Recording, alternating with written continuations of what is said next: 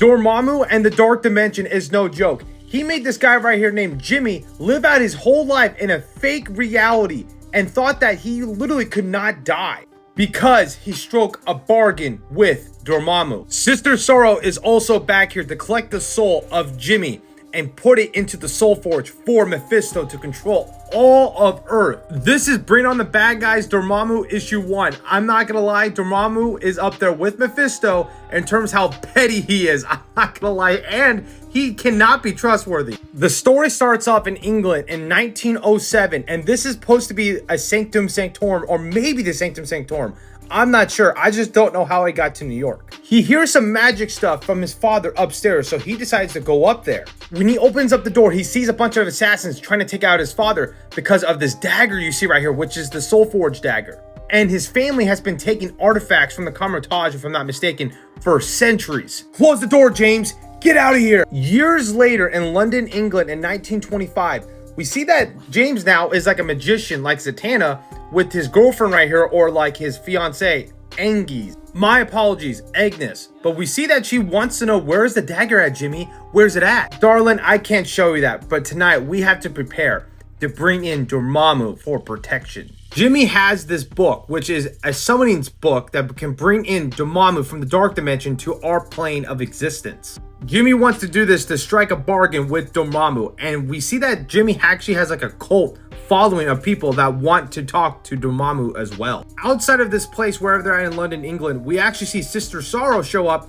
because she wants the dagger and take Jimmy's soul for Mephisto. This is Jimmy's flock, and now he's like, my flock be bestowed on our Lord Dormammu. My flock, we're about to undertake of a great consequence. Nothing less than manifesting of a great Dormammu. When Jimmy does this spell, it absorbs the life force of his entire damn flock, and even Angus right here, his girlfriend. I'm like, yo, no.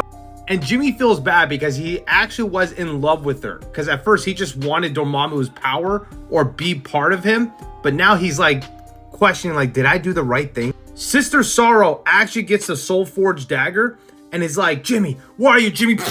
The glass of this mirror blows up like half of the theater, and now Sister Sorrow is knocked out. Dormammu shows up talking to Jimmy, and Jimmy says, I want to strike a deal with you, a bargain. You take over my soul, and you could live in this plane of existence. Your order seems diminished, little peacock. Dormammu asks Jimmy, like, did you tell them that their souls are going to be sacrificed for you to talk to me?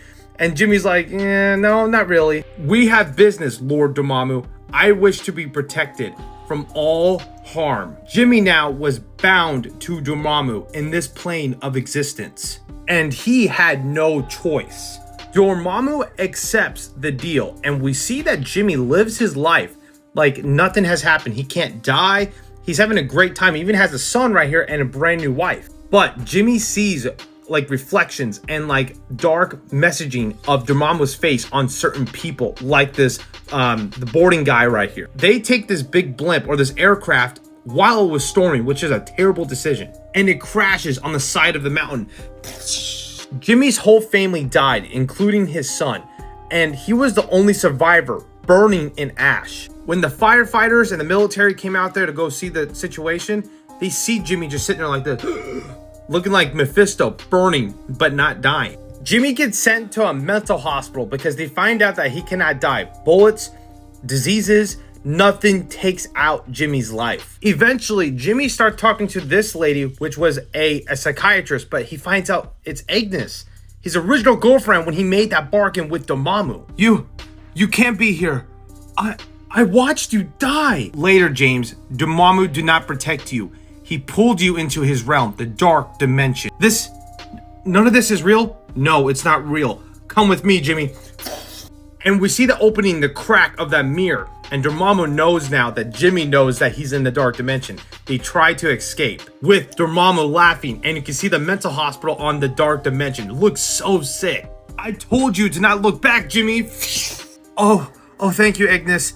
I thank you so much. I can't believe that was not real. Like, I'm young again. Jimmy looks over though, and he sees her body, and he's like, wait, hold on. That's your body. How to go? Sister Sorrow was Agnes the whole time. She traveled to the dark dimension to grab Jimmy and his soul. Tell me why you should not suffer in his stead, Sister Sorrow. And Sister Sorrow is like, I'm here because of Mephisto, okay? Basically, Sister Sorrow is like, if you even put a finger on me, you guys gonna have a war between you and Mephisto. I don't think you want that. Perhaps not, but remember, Dormammu never forgets his insults. I can't wait to read the Mephisto book. Stay tuned.